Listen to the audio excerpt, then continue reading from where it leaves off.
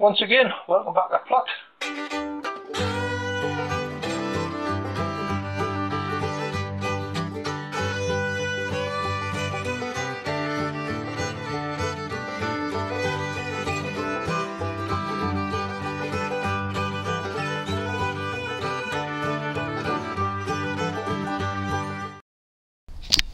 Right, well, here we are. Good afternoon, everybody. Once again, welcome back to Plot. We've been missing for a week, but of course, the weather's been absolutely atrocious up here.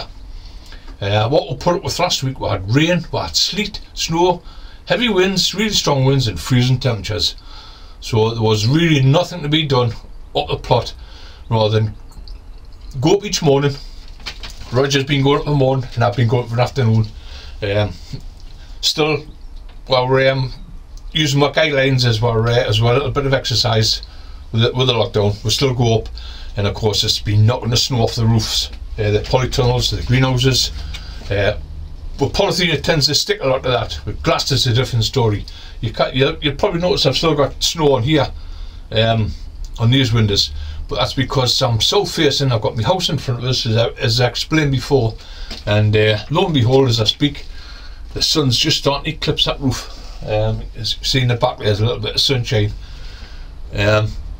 By 2 o'clock, 2:30, I should get an hour to 2 hours sunshine in the afternoon, and then in a couple of weeks' time, it'll eclipse the full roof, and I'll be getting sun most of the day in the afternoons until it really climbs up at about April, and then I'll get the sun all day. Hey ho, I cannot wait for that. Cannot wait for it. But anyway, the day, as I say, we didn't get much done last week. We managed to get at the Plot every day, and just knocking the snow off the roofs, because we have got plants under cover, and the last thing you want to do is to start shading them.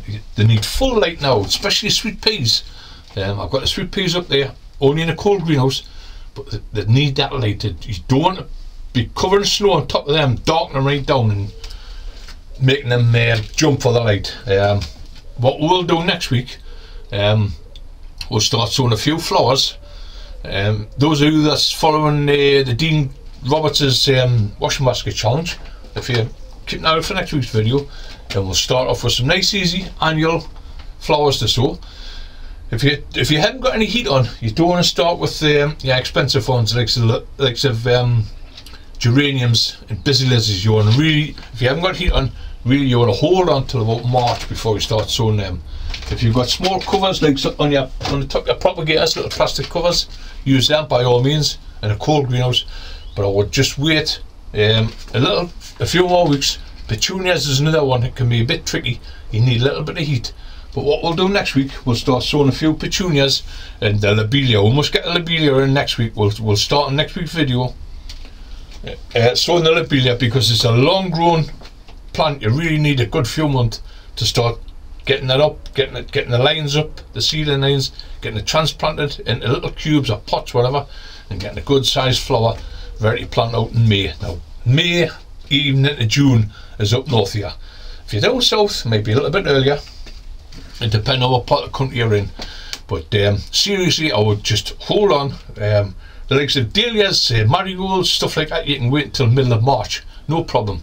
They're one of them plants that are easy grown, come away, and that once they get through there, you prick them off, or do like I do, just leave them in that trays.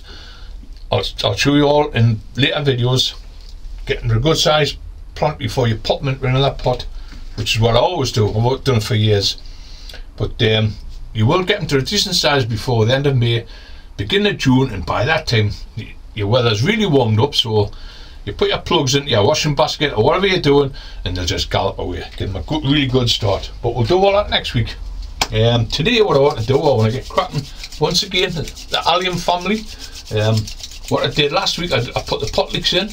Well, the pot leeks are in the melon house. It's a greenhouse inside the polytunnel.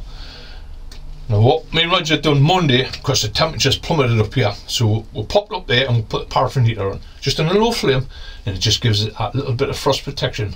A little bit. It's around about 35 mark, 36 of an evening, and it's popping up to 40, 45 through the day. You get a little bit of sunshine on the tunnel, it's warming it up, and of course with the paraffin heater, it's just to give it that little bit of frost free and keep them plants safe. But down here, it's exactly the same down here. Now with that little bit of sunshine coming through the back there, it was 40 when I come in, and it's 44 now. That's in the last quarter of an hour. It's just shot a bit. Makes you, you know, that little bit of sunshine makes all the difference. But that's what you got to watch for. Just make sure you got, as soon as I come in, I open the door up, let some fresh air in. I do it every time. Change the air, shut the door back down again, and let it come back up to the temperature. But it's keeping that that quality of air, which is all important for your seedlings. Right, so we'll crack on with these. Spring onion. Now I love spring onions. Now you can sow them in the garden, in pots, boxes, anything you want. They're quite an easy thing to grow. And the ones I like are the red ones, the blood red ones, the Holland late. Now what I like to do with these, because if you get a pack of them and you check on there, you'll probably see you've got somewhere to tell you 1,000 seeds. Now what you don't want to be doing is sowing 1,000 seed in a pot. Now this is what I like to use, just a small 6-inch pot like that, and into there I would probably put about 10 seed, because I like my spring onions with a nice bulbous bottom one. So sowing about 10 to 12 onions in there is going to be spot on. It's going to give them an early start, and then later on what we can do, whatever's left in the packet, we can sow in the greenhouse. A couple of rows in the greenhouse, and then later on again, if there's any left, we can put a row outside in the garden. So you're going to have 3 sets coming up at different times, which will last you hopefully all year. Another thing is chives. Now chives, quite easy to grow. I'm starting them off down here because there's a little bit of heat, and hopefully they're going to bring them through. Once again, chives, pot like that's fine for them, because you can pot them off later on. You can plant them out in the garden, you can plant them in the greenhouse, or you can leave them in the pots and just snip a few leaves off every now and again. So once again, nice small pot. You can put them in a bigger pot if you want, into a bigger pot. I use just a small pot like that, because in these all I'll sow is about 6 to 8 seed, and that's fine for the chives. And just let them grow, and you get a nice nice crop. If you go to the supermarket, this is what you'll get. You get a small pot like that with any of your herbs in, and that's a perfect size to use. Once again, I filled it up with my compost, inch below the rim, and pre-soaked. So nice fresh water into the water can. Pre-soaking, it means you're not dislodging your seeds. I've seen a lot of people do it. They put a seed in, put a compost on top, tap it down, and then they go across a big heavy watering can and give it a bloody good soaking. But that's dislodging seeds, it's pushing water to one side. Pre-soak your pots first, and then you've got no problem. But we'll crack on these chives first. As I say, you'll probably get about 1,000 seed in a packet like this. But once again, the only thing you have to do is get yourself a little bit of white mat. I use it all the time, and just carefully, you can use your hand if you want, if you've got a good gauge. And of course, as I say, they've been the allium family, they're all the same, different size, all the same size seed. And there I think I put about, there must be about 60 seed there. So if you just take your time, I'm going to sow these 4 little pots. So all I'm going to do is just damp my finger, and there we have it. On the edge of my finger I've got about 12 seed on there at the most. And all you need to do then is just carefully to there and round to there. Once again, half dozen seed on there on my finger just to finish that little pot off there. Such an easy job to do. There's about 10 seed there. You just take your time. Just don't get any seeds caught in your tongue. That'll harm you. But if you're using a practice like this, just be careful with your flowering seeds if they're poisonous. I will tell you in the back of your packet. But I've used this before for years, and of course it's something that I'll continue to do for years to come. It's I'm going to pop them back in there, a few seeds, because what I will do, I'll make another sowing in the polytunnel later on, and then I'll make a sowing in the garden outside. So that's the That's the chives done. We'll pop them in here. We'll just put that to one side. And once again with the chives, you can use either a colander, little sieve, small sieve. With my compost, what I normally do is I put a little bit to one side with some extra perlite in, and all I like to do is just put a little covering, and that's it. Now that's just brought it up to below the rim, which doesn't bother me because I never water from up above anyway. I always water from down below. All my stuff goes into trays, and I can just water the tray, mark them up, and they'll be fine. I think I'll knock this video off for 5 minutes because, as I say, the sun's just come off the roof there, and we'll finish this off in 2 minutes. Okay. Right.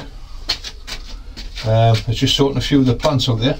Now the bigger pots, as I say, we're going to put some Holland red onions into these, and what I like to sow with these is just half a dozen in a pot at the most, half a dozen, 8, 10, pushing it, because I like to have nice bulbous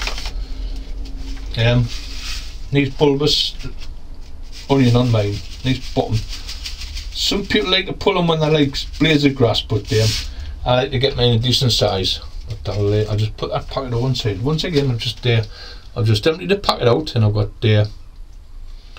about 30 seeds in my hand here. So once again, I'll just dab that, and I've got about 10 seed there on a finger, and just work them way around. And once again, over here, this pot here, dumping the finger.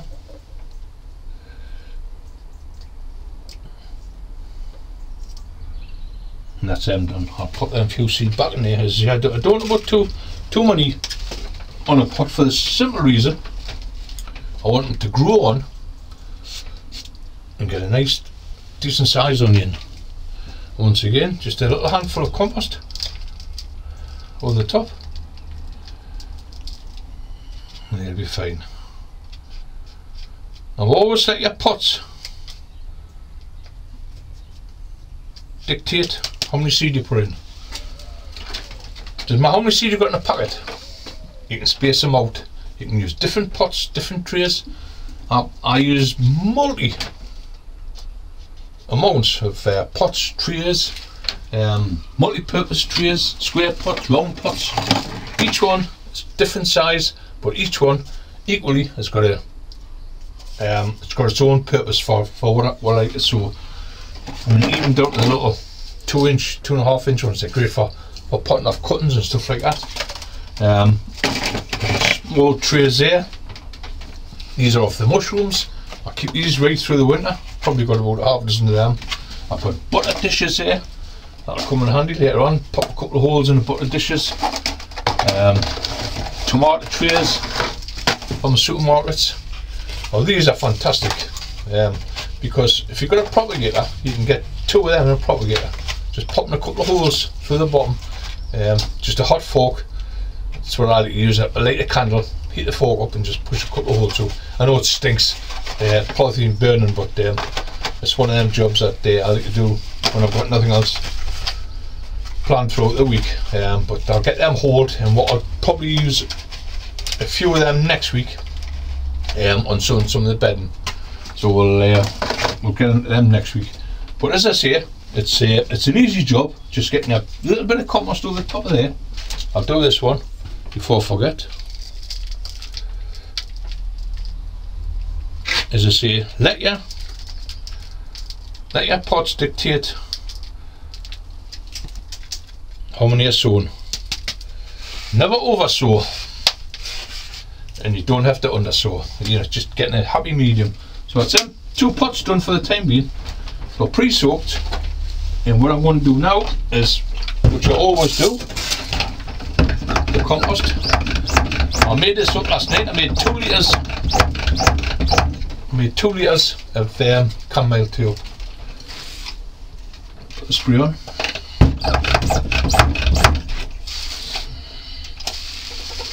And give them a really good soak of chamomile tea. Well, that'll not dislodge this the seeds whatsoever, because what I normally do before putting any seed on is to give it a really good soaking prior to that. But that one's done. I've got these 3 to do. I've got these 3 left to do, so I'm going to put a few more seeds in them, and then we'll call it a deal with them. These will go into a tray, and we'll take them up the allotment. There's the sunshine now. It's absolutely beautiful. Just come over the roof there, and it can't get any better than that. I love it. So I'm going to get the sunshine from now until 4:30 when it goes down in the west there, which is absolutely marvellous. Okay, so that's the chives done, and the spring onions. So what we'll do, as I say, we'll put a marker in them, and we'll take them up the plot. They'll be quite happy sitting up there. I can leave them in here, but come next week when we'll start pushing for a little bit more room, I'm going to have to start moving stuff around, and anything I can take up the allotment will go up there. Now there's one packet of seed I normally put in the October, November time for flowering. These were in the box, hidden away underneath my tools, and I forgot about them. And of course these are the larkspur, the hyacinth, absolutely beautiful. But it's still not too late, I can still sow them. They like to be sown in the autumn time, and they grow on through the winter. But I suppose if I pop them in, and I'll get a few small plants to pot off. They like to be planted straight in the garden, but I do exactly the same with the Bellis daisy and a few of the sweet peas and whatever. I like to sow them in the September time inside in boxes, and pot them off into little pots, and they're fantastic for planting out in the spring. So we'll have a go at them next week. We'll plant them next week, so we don't forget about them. I've got a lot of seeds to sort out. I've got boxes lying all over. I've got a box up the allotment, I've got a box in here, and I've got seeds coming left, right and centre from the different ones I've sent away for. So I'm going to have to pull them all together and go right through them. It's just one of them jobs that I've never managed to get round with it, get everything in order. If you can put them in your sowing months, it's ideal. You know, if you've got the time to list them all, put them in a separate tub for February, March, April, up until May. If you can do that, that's great. But mine are all just jumbled together in a big pile, and I've got to keep sorting through them. But that's one job I will get done over the next couple of days. I've been sowing a few more bits and pieces down here. As I say, I'm waiting for the dahlias to start shooting. Hopefully it'll not be too long. The onions are growing great. I'm pleased with them. Yes, they're getting a nice size there now. They're just plodding on. As I say, not too much heat. What I have got in here is a few things I want to be sowing maybe next month. Chinese cabbage, baby, wah. That'll go in. Now I have got some lettuce to sow. That's some of the red lettuce of last year. It should be still okay. Yeah, it's 2020 that one. But yeah, 2020. But no doubt they'll still go in. Radish accord from Marshall's last year. They're big white ones. I'm going to plant them in a tub in one of the big tankers we've got up the garden, and the big white ones, I'll plant them in there, and we'll get a few early radish. There's lots of stuff you can sow. You say radish, lettuce, you can get them in quite easy. Get your chives in, get your spring onions in. It just keeps you busy. Doing little bits and pieces in the greenhouse. So, you know, if you've got a cold greenhouse, you can't get started sowing a few bits and pieces. But for the main majority of stuff, your tomatoes, your cucumbers, peppers, chilies. Now I will start sowing some chilies next week. I'm going to start sorting some pots out. Now pots like that are perfect, and a pot like that I would sow 6 seed at the most. But they're going to be down here. They're going to be inside of a propagator, a little bit of heat on. I might even bring my heat mat in here. I've got another heat mat. I might put it in here and just give that a little bit of boost to the peppers under the propagator, and it just sets them away nice and early. But we'll do that next week with the flowering seeds, with the annuals. There's as I say, I like to try and get as much done throughout the week, so I'm prepared when I do start sowing. I've got everything at hand. Unfortunately, I have left a few bits and pieces which I was going to add to the video today, but that's where it goes with the way the weather is. I mean, there's 3 inches of snow outside on the grounds. They're really icy, not half as bad as what parts of the country down Essex and down south, even in Wales, Scotland, you're getting hammered down there. We're really lucky here in the northeast. I mean, we're only 3 miles from the coast here, and I think that's a great system for us, because the salt air coming in, it tends to keep a lot of the bad weather away. But in saying that, it's been coming off the east coast for the last fortnight, and there are really cold winds coming over from the continent and from Scandinavia. But if you remember, a couple of years ago we had the beast from the east, and this has been just as bad. But touch wood, we've been really lucky with the snow. We've only had a couple of inches of snow, so I'm pleased about that. I'm not having to pull my bar up through 2 foot of snow like I was in 2012. It was absolutely horrendous that year, and I had the chickens in the allotment that year. Of course, I had to go up every day to take boiling water up and to defrost the chickens' water containers, take fresh feed up every day, and that was horrendous. Yeah, that's how I always remember the last really heavy snowfall we had here. So we've been really lucky in the northeast. Hasn't been bad at all, but there's this sunshine just coming over the roof here now. It's absolutely beautiful standing here, and I know how the plants feel once a few bits of sun ray comes on there. It's absolutely marvellous. I love this time of the year. As I say, in the next couple of weeks I should clear the full roof, and I'll have sunshine from about 2 o'clock in the afternoon right until 5 o'clock at night. A lot of people are really lucky because they're south facing, they've got nothing in front of them. The greenhouses are there and you get the sun all day long. I wish it was the same here, but unfortunately my house is in front of me, so I've just got to wait till midsummer before I get it fully. But yeah, well pleased with it. So that's just a few little starters. If you want to crack on, if you're getting too impatient and you want to get started, that's the way to do it. Don't forget, don't put too many seeds in a pot. If you're planting a decent amount, and then up your pots. Your mix always got to be the same. I use your multi-purpose compost and add a bit of sharp sand to it. If you're sowing small seeds like so these, I'll just make my own compost up, and I'll put a bit of light compost on the top, and that's my 3-2-1 mixture. It's a simple mixture. It's easy to distinguish between your weeds, because you know your alliums. Once your alliums come up, they just look like a thin blade of grass. Anything else you can pull out. Once you know your weeds from the seeds, it's a doddle. But this is my own mix. As I say, I can just pull the weeds out as they grow. But we'll keep an eye on them, and I'll show you how they grow on throughout the year. And we'll really crack on next week. Hopefully we'll get a good video. I'll get everything in hand. We'll go to the plot. We'll get the sweet peas sorted first. We'll have a good look at them, and then we'll get started sowing some of the summer annuals. And if you want to get into Dean Roberts and his basket challenge and his washing basket challenge, I'll just give you a few simple tips on how to start sowing your seeds. You don't want to sow them too deeply. You don't want to, as I say, you want good compost, nice and level.